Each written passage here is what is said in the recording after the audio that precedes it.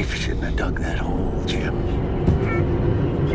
I think at this point it's fair to say that From is one of the finest modern horror adaptations that we've experienced in recent times, and things have taken a very interesting turn now that we've entered the 4th season of the series. If you remember the events of the Season 3 finale, you know how some of the darkest secrets of the town were finally revealed. We learned about the truth behind the origin of the monsters of the town, and also the strange little children, but I'd say the most shocking revelation came in the form of the man in a yellow suit who appeared out of nowhere. This mystery man clearly plays a key role in the story to come, and there have been many fan theories floating around about him, and that's why in this video, we're going to explore the possibilities surrounding the man in the yellow suit, as well as his mysterious powers, physiological features. It's going to be a good one, so let's get right into it. Who is the man in the yellow suit? The show hasn't been very clear about the identity of this strange man, but it's quite clear that he's not a regular human. When he appears in the Season 3 finale, he approaches Jim and Julie just like one of the monsters, but there's a catch. It's daytime, and the other monsters don't trouble people during the day, so clearly this one has something else going on. The way he speaks to Jim before slashing his throat suggests that he comes from a position of authority, and it seems as though he knows everything. He remarks that knowledge comes at a cost, and that from how he sees it, the one who wants to restrict knowledge for the residents of the town is the one in charge. There's a good chance that the man in the yellow suit is more of a leader of the monsters that prey on the residents, and there's even a theory that suggests that he's the one who discovered the Immortality ritual in the town and convinced everyone to sacrifice their children in exchange for eternal life. We can say with certainty that the mystery man hates it when someone from the town comes close to cracking the code, because something terrible always follows. Earlier, when Jim tried to communicate with the outside world via radio, a mysterious voice on the other end told him that his wife shouldn't be digging the hole in their basement. This is followed by the house coming down on Tabitha, and she ends up exploring the tunnels. As it turns out, the voice was of none other than the man in the yellow suit, and he certainly doesn't want people digging around.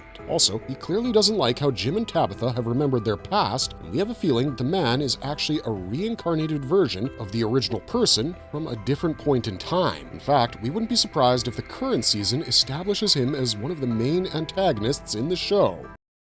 Is the man immortal or simply a time traveler? This is where we find ourselves confused, because the man in the yellow suit could actually be both. First, he could be one of the original inhabitants of the town, and if we assume that he has a leadership role, then maybe he's the one who convinced them all to sacrifice the children. Earlier in Season 3, we saw how Victor's father showed Tabitha the paintings of his wife Miranda, and she had drawn a picture of a man in a yellow suit who had a striking resemblance to the man we see now. Clearly, he's been around this town for a very long time, and now he's finally found a way to assimilate with the townspeople. Well, spoilers ahead, but the first episode of Season 4 reveals something shocking about the man in the yellow suit. If he is someone who has reaped the rewards of the children being sacrificed, then he is indeed immortal, and if not, then he could also be someone capable of time travel to get something fixed that would suit his purpose. Things aren't so predictable in Fromville, and the possibilities are plentiful, so the only thing we can say with certainty is that this is no ordinary human being.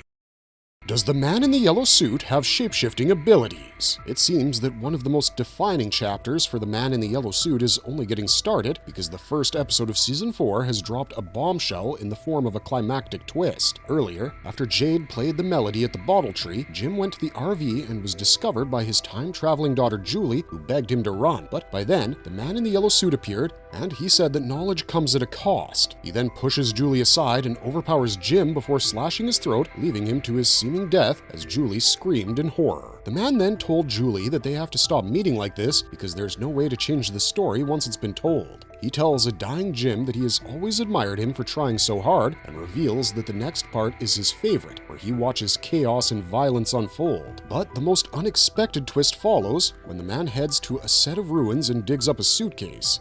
He finds some clothing inside, and he strips his yellow suit and clothing to change his physical form. This is another defining moment that confirms his supernatural existence. His bones change, and so does his face and hair, and the final result is a young girl named Sophia. The shapeshifting is perfectly done, and she then heads to the road where a pastor is driving his car after getting caught up in the endless loop of the mystery road leading into town. She gets a lift and triggers a seizure that causes an accident, and the pastor is taken in along with Sophia by the unsuspecting townsmen. The likes of Kenny and Boyd have no idea, and that night, she spills the beans during the final moments when it looks like she's about to strangle or suffocate the pastor. Why is it confirmed that the man has some supernatural powers? Well, it's not just his shapeshifting abilities or how he slashed open Jim's throat. There have been plenty of instances where it seemed like he possessed powers that were almost godlike in this otherworldly town. We think it's safe to assume that he triggered bringing the house down abruptly, and he's the one who triggered a deadly storm that destroyed all the crops. Given what we've seen about him so far, I'm convinced that he's some godly entity or a deity of some sort who might have been the one to put a powerful curse on the town and its original residents after they sacrificed the children. What I'm trying to say here is that ripping apart Jim's throat and supposedly suffocating the pastor are the least of the ills that he's capable of, and we're convinced that you'll see his true powers unleashed in this ongoing season. What if the man in the yellow suit is connected to Ethan? I know this sounds outrageous at first, but hear me out. Haven't we all noticed that Ethan knows a surprising amount about the town and understands a lot of mechanisms through his simple storytelling concepts? He has also spoken about a mission they have to complete in order to get out of the town, and even Jade and Tabitha's revelations have confirmed the same. While this does sound a bit too outlandish at the moment, we wouldn't be surprised if it was established later that the man in the yellow suit is somehow connected to Ethan. He could be a reincarnated version or simply ahead in the timeline, but either way, we believe that Ethan has a major role to play if it comes to containing this dangerous antagonist. How is he able to move around freely during the day? We think this is the ability that separates him from the other monsters because while the others are restricted during the day, the man in the yellow suit, who is now the seemingly god-loving young lady, has no such problems. This seems to be an important factor regarding his superiority among the ranks, forcing us to consider the possibility that he might be the major puppet master running the show. The rules of day and night, or totems hanging by the door, don't apply to him, and we're sure he's here for a greater purpose. Is this entity physically powerful? Well, this guy has been shown to alter reality and nature, so we're sure physical strength is the least of our concerns. As for the man in the yellow suit, who is now the seemingly religious young woman in a long skirt, his physical strength is impressive. Jim is one of the strongest men in the town, and he doesn't stand a chance during their fateful encounter. He's helpless when the entity slashes his throat, and this reminds us of how the monsters slaughter the people of the town when they get their hands on them. Yes, the entity avoids further mutilation, but it becomes very clear that there's no chance for one of the townsmen to stand up to him by normal means. Can the mysterious entity control minds? We don't know about mind control in the strictest sense of the term, but it's clear that it can manipulate people and make them do things they otherwise wouldn't. After shapeshifting into a young girl named Sophia, the entity makes the pastor go into a seizure and crash his car into the town. The whole charade helps in winning the trust of the townspeople who have no clue about her real identity. Moreover, she makes sure that the pastor doesn't wake up to tell them what actually happened. Later, when she's alone with him at night, she commands him to wake up, and he does like clockwork. While it does look like she's about to kill him to preserve the secret, we're also wondering about another possibility. What if she puts him under mind control and makes him function as a puppet? What could be deadlier than a pastor who seemingly guides people only to misguide them majorly while working for the entity? Did the entity orchestrate the birth of the monster via Fatima? We are talking about a puppet master here, and given his role and scope in the story, we wouldn't be surprised if it's revealed that the entity is the one behind the traumatic experience of Fatima. She was a spirited young woman who had a lot of positivity around her, and there was no better way to destroy her psychologically than what she endured. Her pregnancy was a terrible event where she ended up giving birth to something that turned into the monster that had earlier been killed by Boyd. If we're assuming the entity is the one controlling the monsters, then this might have been orchestrated by him. Now, with the monsters back in order, the entity probably wants to land the killing blow by getting among them and playing the traitorous insider.